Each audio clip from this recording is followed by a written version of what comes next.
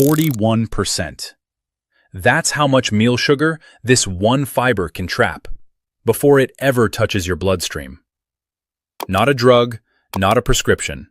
A fiber supplement that costs less than $4 at Walmart. And here's what gets me. The research? It's not new. 35 clinical trials, 3 decades, 3 continents, published in some of the most respected journals in medicine.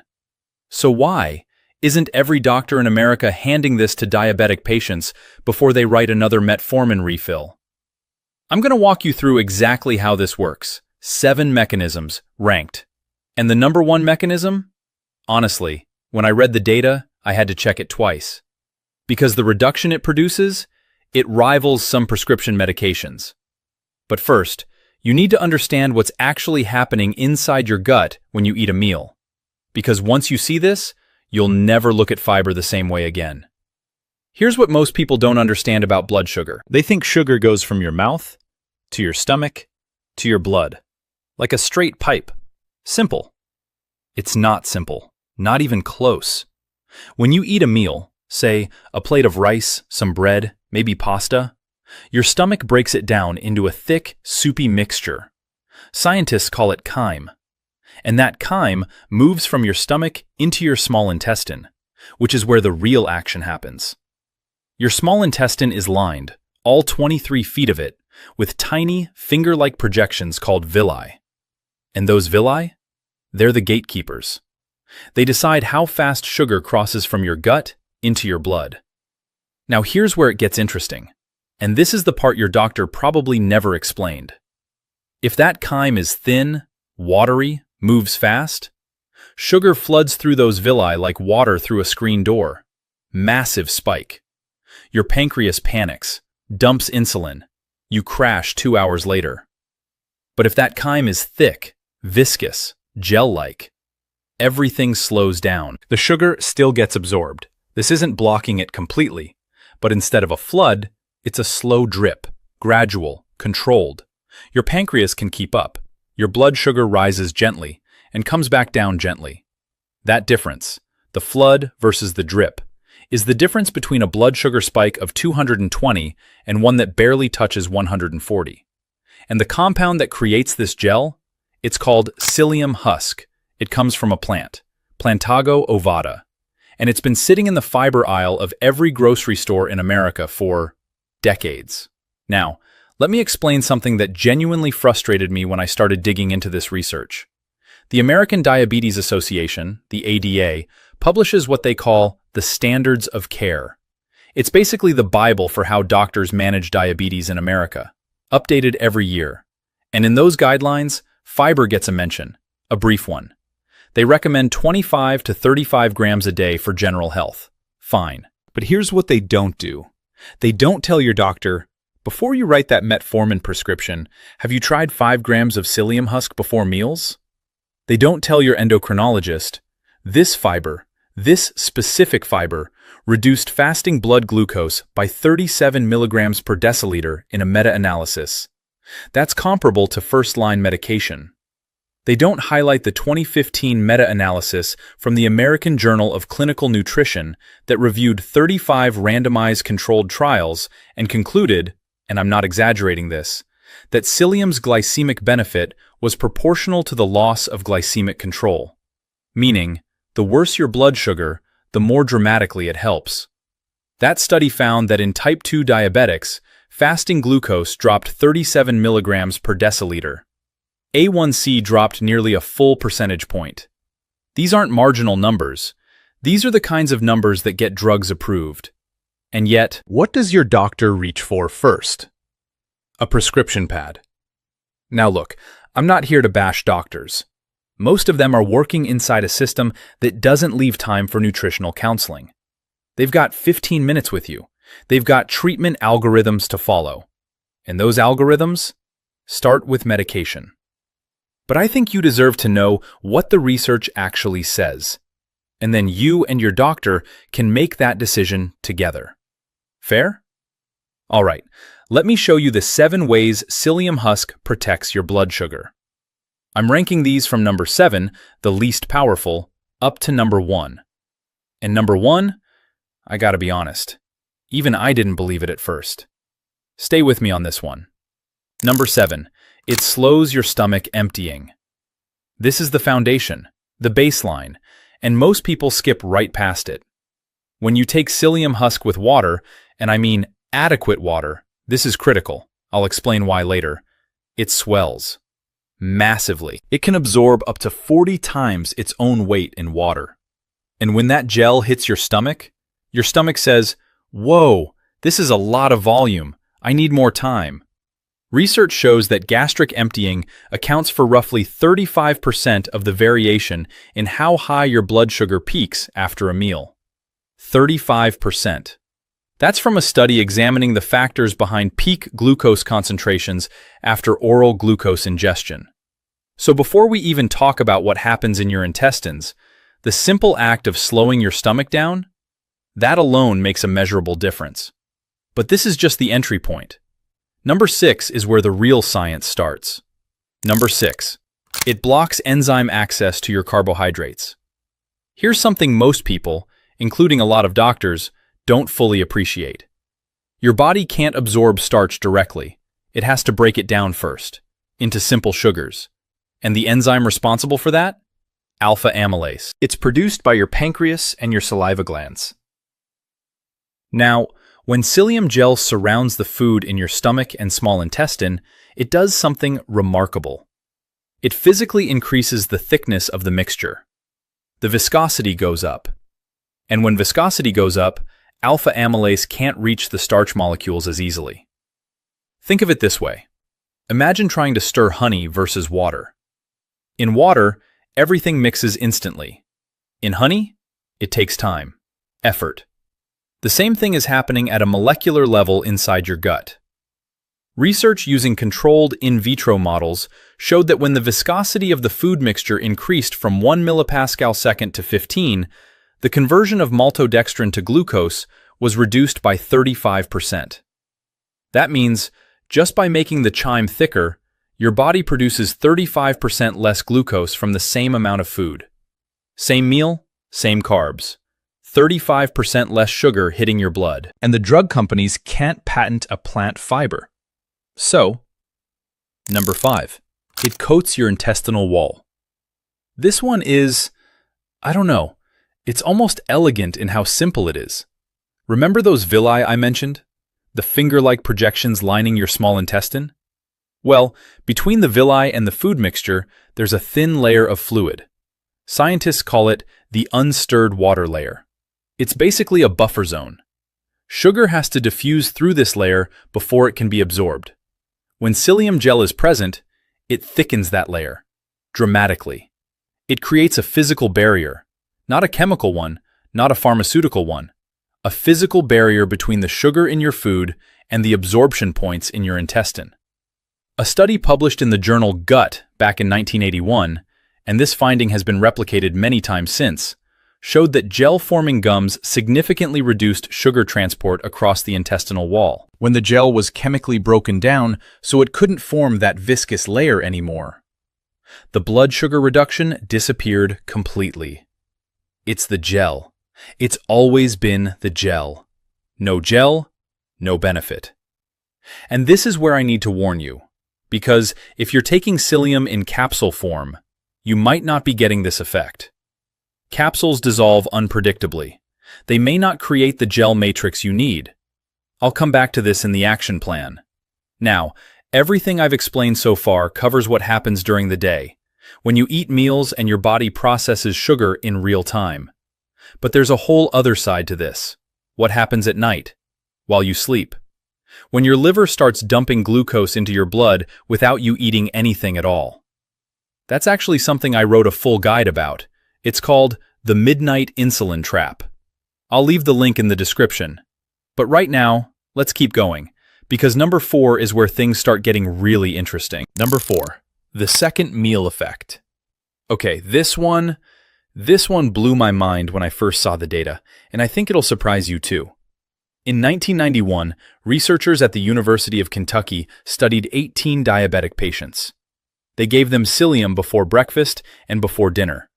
But here's the key. They did not give psyllium before lunch. on purpose. They wanted to see, does the benefit carry over to the next meal, even when you don't take it again? The answer was yes. At breakfast, where psyllium was taken, blood sugar elevation dropped 14%. At dinner, also with psyllium, it dropped 20%.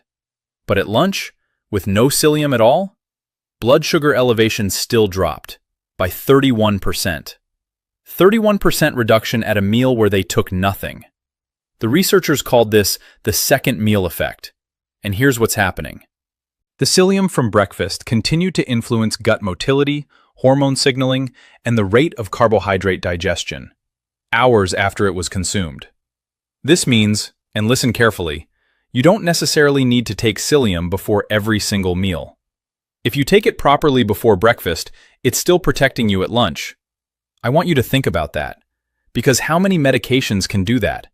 How many medications keep working at a meal you didn't even take them for? Number 3. It drops fasting blood glucose by 37 milligrams per deciliter.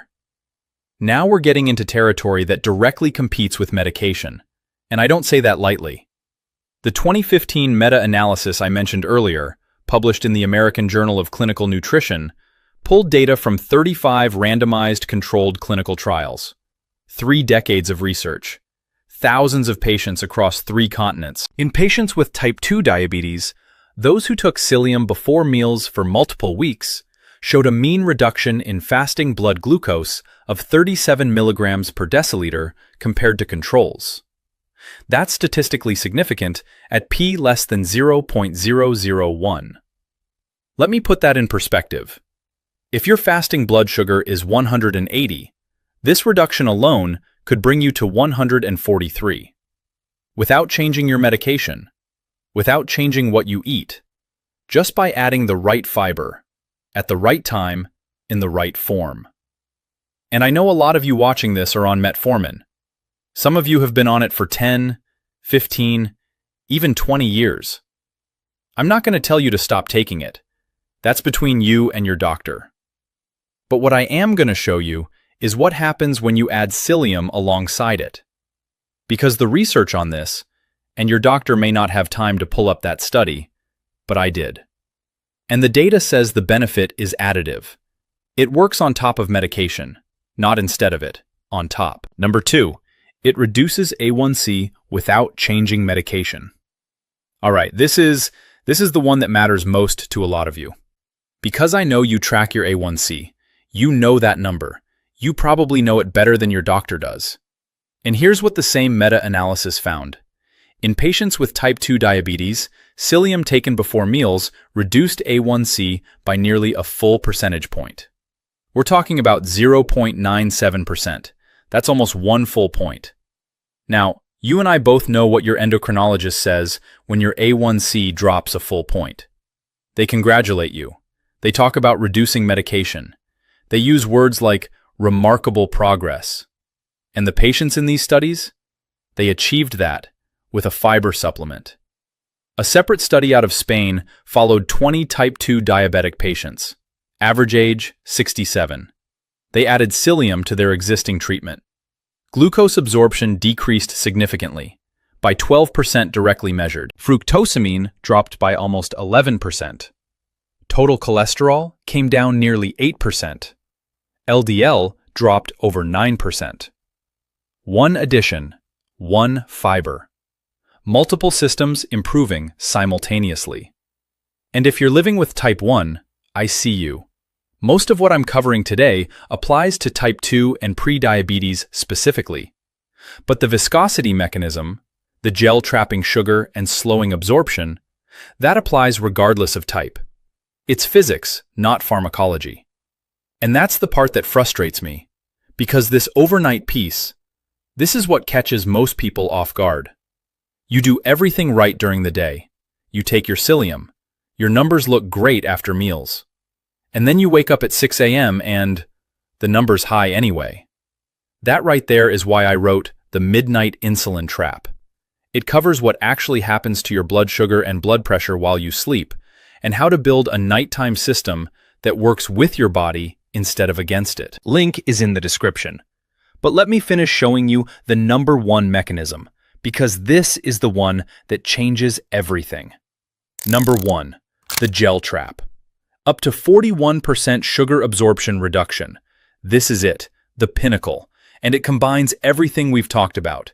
The slowed stomach emptying, the enzyme blocking, the intestinal coating, all of it working together into one measurable outcome. A 2022 review published in the journal Foods analyzed clinical trials on soluble dietary fibers and their impact on the glycemic response. When researchers tested arabinoxylan, a soluble fiber that operates through the same viscous gel mechanism as psyllium, they measured the area under the curve for blood glucose response. That's the total amount of sugar absorbed over a 2-hour window after a meal. The reduction?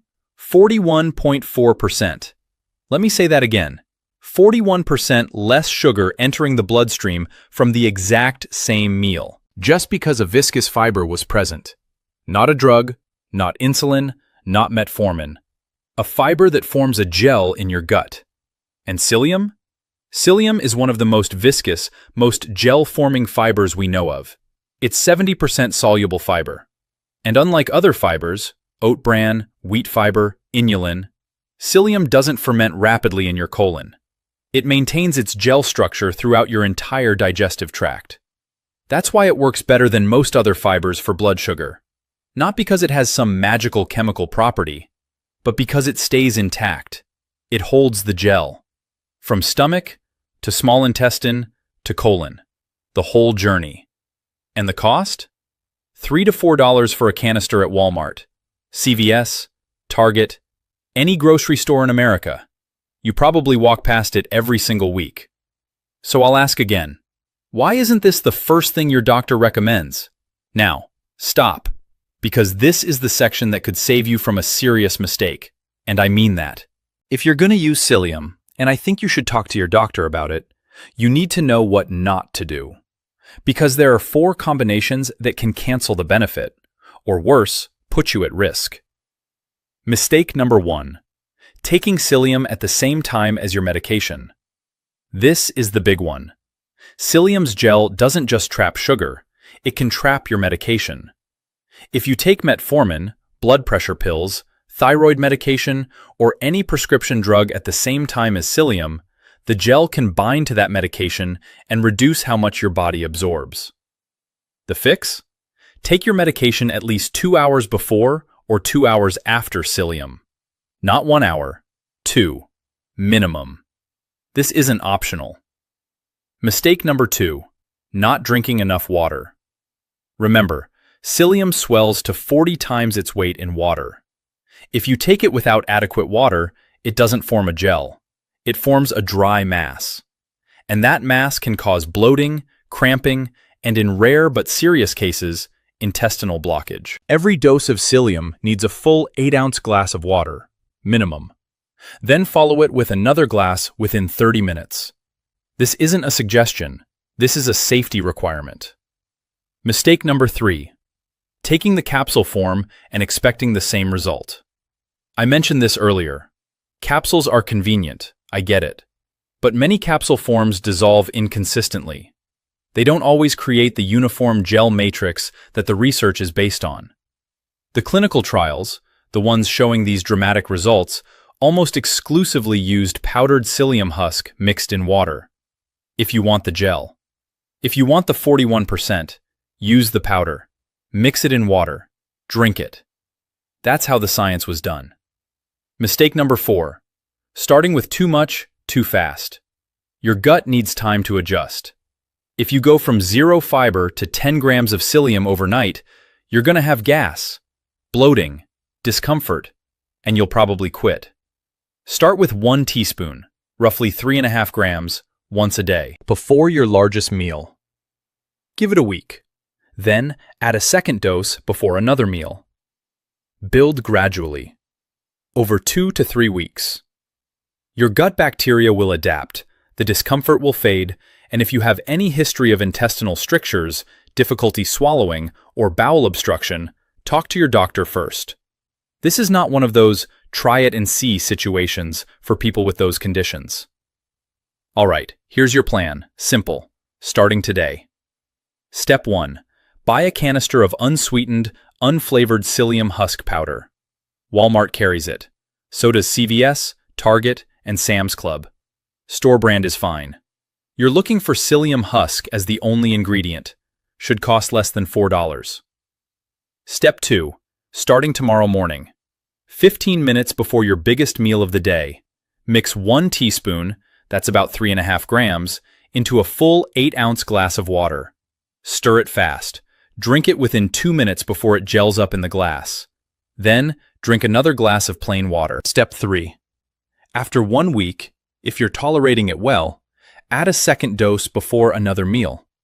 You're building toward 2 doses a day. That's the range the clinical trials used. Step 4. Keep a log. Write down your fasting blood sugar every morning. Most of you are already doing this. After 2 weeks, compare. If the research holds true for your body, and it does for most people, you should see movement. Step 5.